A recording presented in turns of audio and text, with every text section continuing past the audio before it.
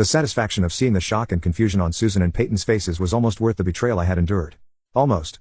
I had worked too hard and sacrificed too much to let them ruin everything I had built. Layla, the new employee, remained blissfully unaware of the tension, her professionalism contrasting sharply with the chaos that was about to ensue. She had no idea that the man she referred to as Mr. Morgan was once a key figure in the very company she now worked for, or that the people standing beside her were the ones who had betrayed me. Susan regained her composure first, her face hardening into a mask of indifference. "This must be some kind of mistake," she said coldly, turning to Layla. "You don't need to waste your time with him." But Layla, ever the professional, shook her head. "No mistake, ma'am. I've confirmed everything with both companies. Mr. Morgan is here for the negotiations."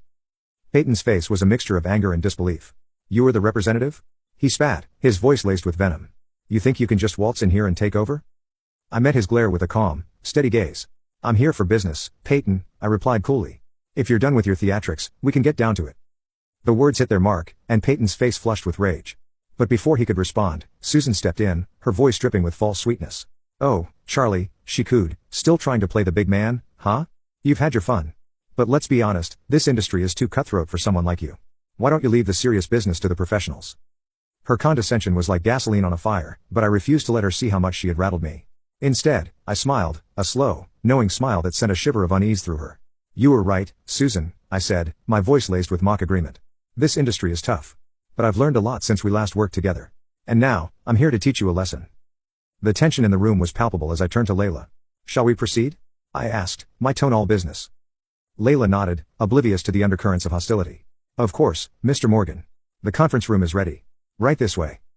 As we walked toward the conference room, I could feel Susan and Peyton's eyes burning into my back. They had no idea what was coming. They thought they had won, that they had crushed me. But they had only fueled my determination to succeed. Inside the conference room, Layla laid out the documents, and I could see the realization dawning on Susan and Peyton's faces. The contract we were about to negotiate wasn't just any contract, it was a lifeline for the struggling Morgan Thompson Group. Without my expertise, their core project was floundering, and they knew it. For the first time, I saw a flicker of doubt in Susan's eyes. She had built her success on my knowledge and experience, and now she was facing the consequences of her betrayal. Peyton, ever the arrogant fool, tried to regain control. "We can handle this without you," he sneered. "You were just here to waste our time." I leaned back in my chair, completely at ease.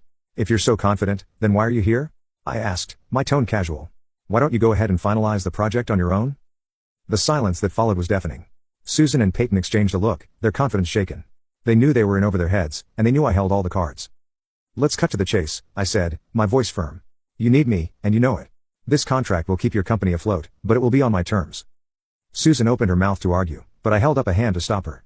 "Don't bother," I said coldly. "This isn't a negotiation. It's an ultimatum.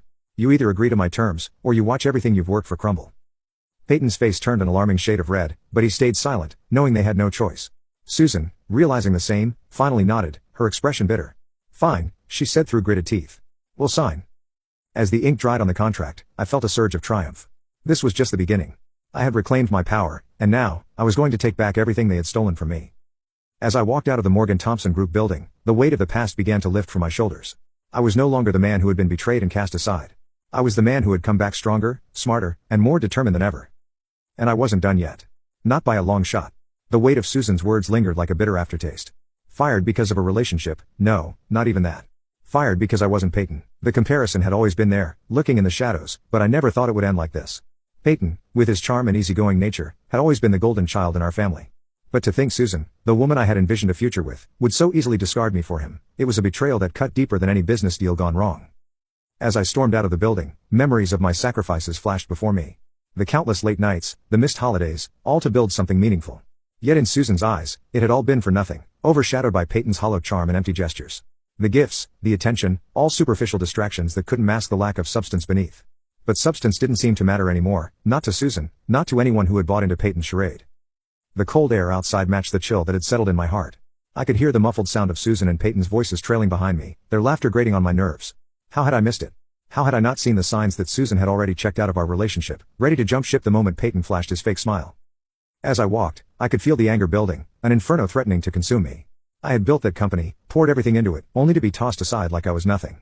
But this wasn't the end. No, this was the beginning. The beginning of something they wouldn't see coming. The world might have handed Peyton everything on a silver platter, but I had something he never would, determination. I wouldn't sit idly by while they tore down everything I had created. They thought they could crush me, but all they had done was awaken a fire that wouldn't be easily extinguished. As I reached my apartment, I began to formulate a plan. Peyton might have won Susan over, but he didn't have the knowledge or the skills to run the company, especially not the core project that was still in development. Without me, it was doomed to fail, and I would be there to watch it crumble. I would bide my time, rebuild from the ground up if I had to. And when the time was right, I would take back everything they stole from me. They thought they had won, but they were wrong. This was far from over. My phone buzzed, snapping me out of my thoughts. It was a notification from a former client, one I had secured before everything went south. They wanted to continue working with me, even after hearing about my departure from Morgan Thompson Group. It was a small victory, but it was enough to remind me that I still had value, that I wasn't as easily replaceable as Susan and Peyton wanted to believe. I smiled grimly as I typed out a reply, accepting their offer. This was just the beginning. The empire they thought they could build on my ashes was already showing cracks. And soon, it would all come crashing down. They thought they could destroy me, but they had only given me the fuel I needed to rise again. And this time, I wouldn't make the same mistakes. This time, I would be unstoppable.